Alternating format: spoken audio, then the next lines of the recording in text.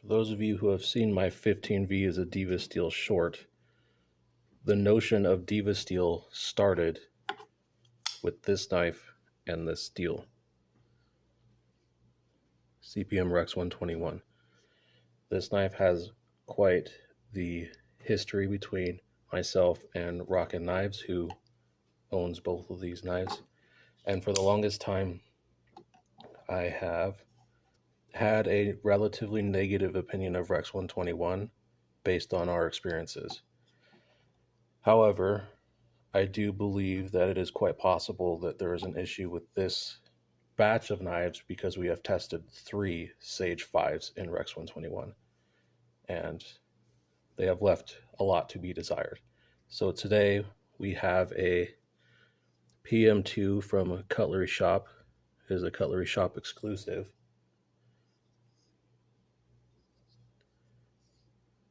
Pretty good looking.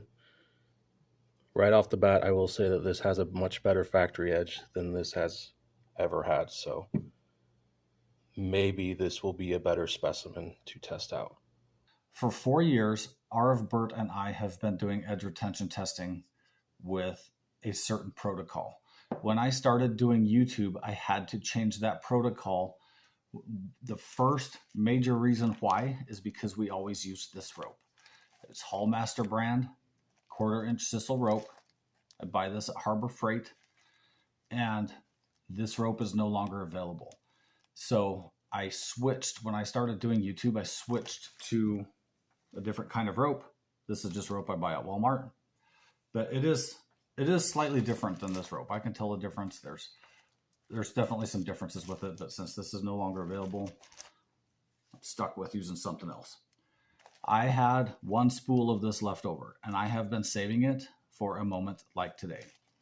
The reason this is relevant today is because I tested this Sage 5 in REX 121 many times and had some problems with it. I have information on this on my unboxing of this knife, and I have a whole video talking about issues I've had with this knife and this steel. Unfortunately, I wasn't doing YouTube at the time that we did all the testing with this thing, so I don't have any proof of it, but I did document the story in my REX 121 video. Refer to that for more information. So for those on my channel who haven't seen any of this and don't know what the heck's going on, for every cut that is made on the rope, an equal amount of cuts is made through the soda box cardboard. So if we do 50 cuts on rope, you do 50 cuts here, check it, and if it keeps going, then you keep doing more cuts on rope, and however many you make here, you do here. So when we give a final score, like for example, let's say, how much did this do the first time? 320. So okay, so the first time we tested the factory edge on this, it did 320 cuts. So when we say 320, it did 320 cuts on rope and 320 cuts on the cardboard.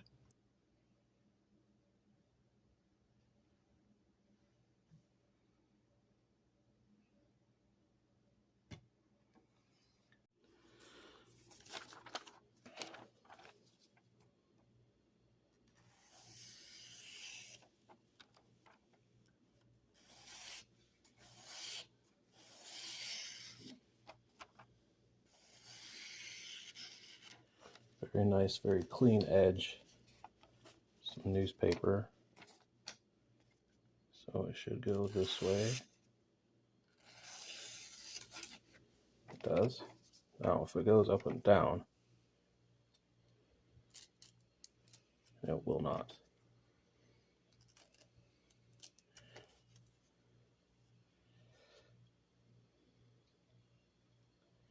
Pretty okay, minimal teeth, but has some aggression to it.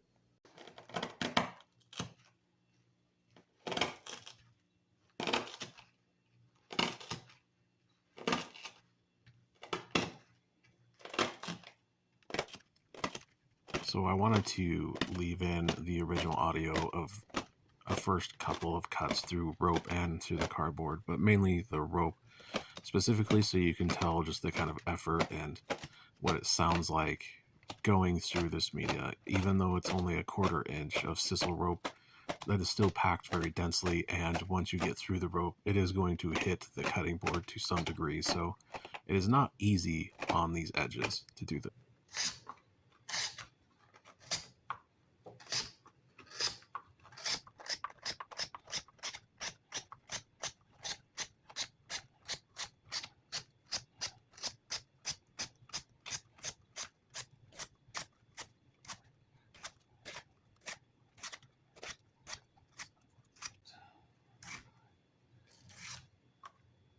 So what's your initial impression so far of cutting?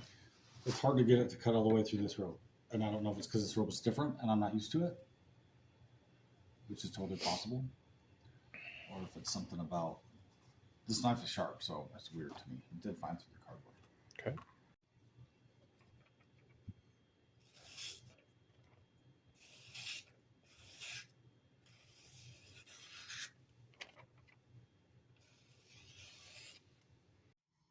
As you continue to watch the test progress here, I need to discuss a few points here.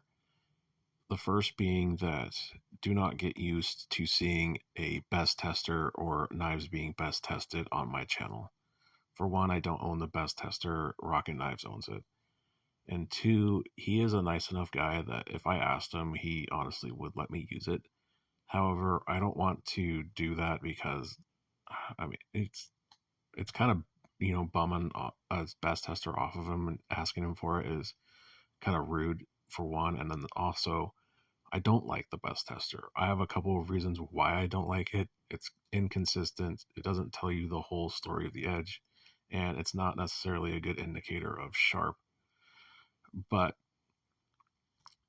all that aside, I mean, each cut on a best tester has a monetary value attached to it because the media isn't free. So I have to put all that out there. Second thing that I want to discuss is don't expect this level of edge retention testing in the future, because it's a pain in the butt to set up and film all this stuff and go through all the rope and all this nonsense. I don't really have any desire to do that. I do want to test knives in ways that are entertaining and fun for me to do, and doing this is just not fun. I'll tell you right now that, like, it sucks to cut this rope, and it's just not something that I want to feature on the channel. Although I do know that some people really like this stuff, but I don't really care. Third thing, discussion on Rex 121. The reason that we're filming all of this stuff is because Rex 121 has been that steel for us that has been like kind of the summit, the peak that you can't summit, right? It's the thing that you couldn't really get to. Now, I have been able to sharpen it, but that's only after like really, really fussing with it and really having issues with it. And I think a lot of that is just tied to those Sage 5s having an issue that we were dealing with. And spoiler, this one, while it didn't necessarily perform to the level we would like it to, it does seem to be a little bit better of a specimen than the previous Rex 121s. All right, we're stopping it here because there is a slight issue here at the tip.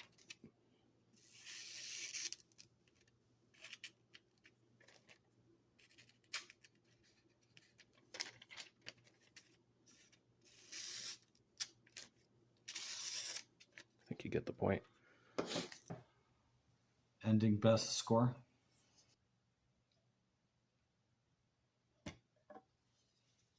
.202. Lock stick. So this knife got 250 cuts. During this protocol that we did, we have many test results under this protocol. 250 cuts is the best score. That's 6 tests, half of which were factory edges and half of which were resharpened edges. So 6 times we tested S30, and the best score S30 ever got was 250, and this just tied that. So if this were S30, it would be tied for the best S30 score. This is in like the 60th percentile, probably for us. And for high carbide steels, if you only count powder steels, this is probably in the bottom third, probably the top part of the bottom third maybe. I mean, it's really common that we can get 300 with this steel should be getting much more than 300. So anyway, 250, that's what I got. Right. So after testing, the tradition is that to see if we can get these steels to strop back. Based on my experience, I've been able to strop back virtually almost every single knife that we've ever tested. Some of these, the edge just changes so much in the use area that I've used ceramic. This is a Lansky ceramic rod to just make the edge feel consistent the whole way. And I've been able to do that. I've been able to bring the edge back with just the rod and a strop on every single steel we've ever tested, except Rex 121. That was our first indication that the Sage 5 Rex 121 was a little bit weird because how it acted off of the ceramic. And that's counting 15V, Maximet, stuff like that. It's all been fine with this.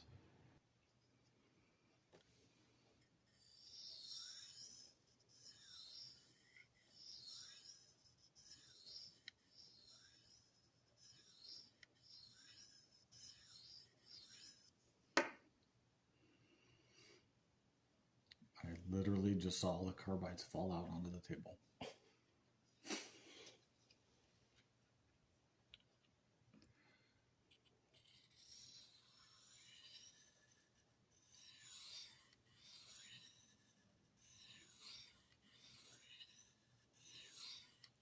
It's a little bit harder for me because I'm trying to do this in an angle the cameras can see. I normally do this like right up to my face because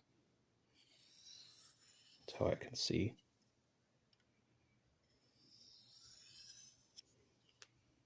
This is the fine ceramic for whatever information that gives you in terms of its, ability to cut stuff.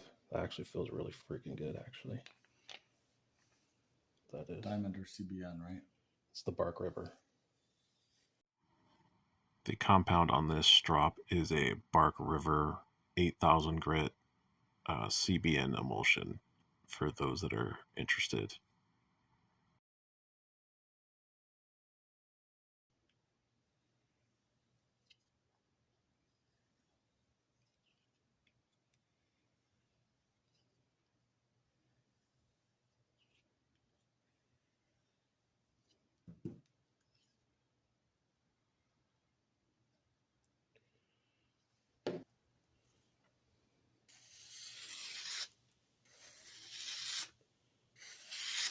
Beautiful. Let's check it on newspaper.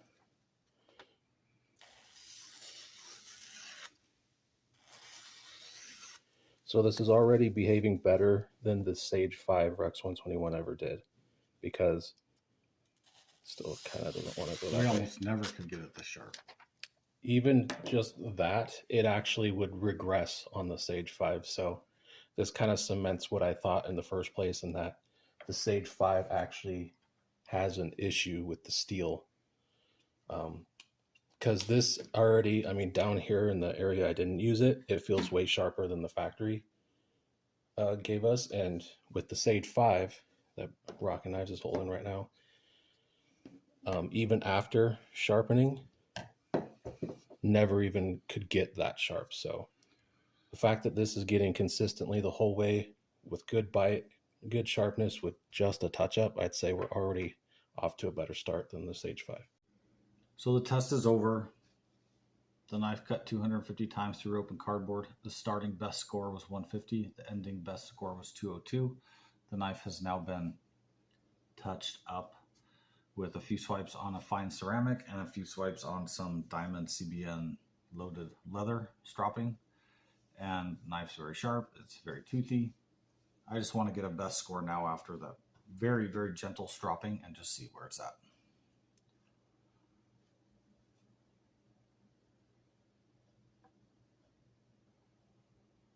So this is still in the tip, same area we've been using all day.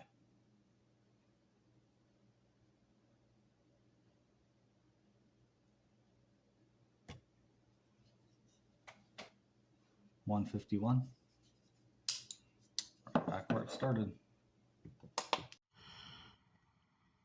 So in the past, our issues with Rex 121 has been that it just doesn't really get sharp, and it's not easy to sharpen because the edge would just kind of crumble away, and we just had so many issues with it that I kind of hated the steel, to be honest. With what I've seen today, yeah, it still didn't perform where the internet tells you that it should.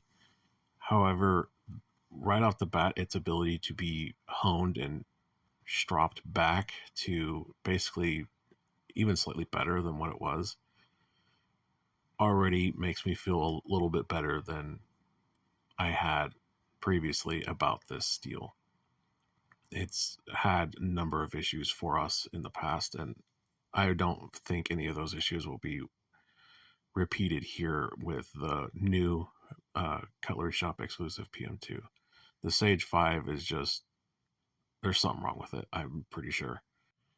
As far as this exclusive PM2 is concerned, I like it, a fair amount. I don't necessarily care for the steel still, but the milling they have on the handles is very cool, and the people over at Cutlery Shoppe are very good people. So this knife goes live today. I'm not sponsored, but if you want it, check it out at cutleryshoppe.com.